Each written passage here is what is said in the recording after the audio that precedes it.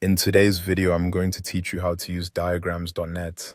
To get started, open diagrams.net in your browser.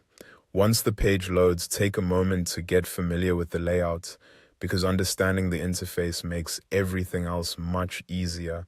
On the left side, you'll see the shape libraries.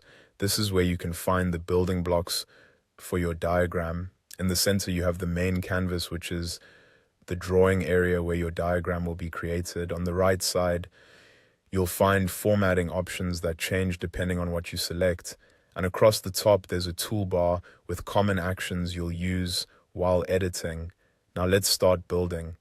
To add shapes, simply drag them from the left panel onto the canvas. This is the basic way to create your diagram structure.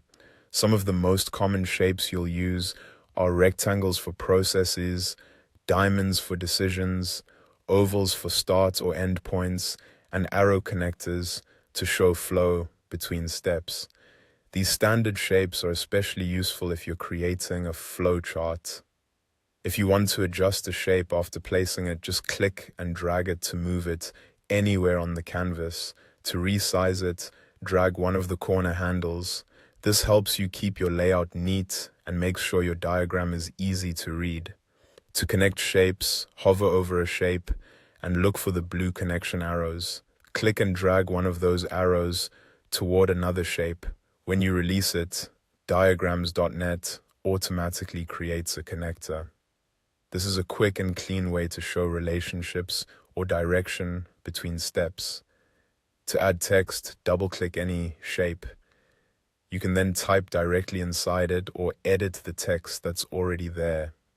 This is how you label steps, decisions, or other parts of your diagram.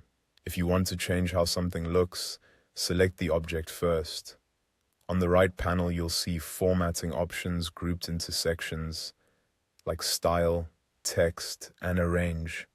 These controls help you customize appearance, improve readability, and organize objects more clearly.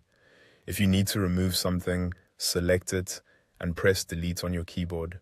That's the fastest way to clean up your canvas. When you're ready to save your work, press Ctrl+S or go to File and then Save. It's a good habit to save regularly while working.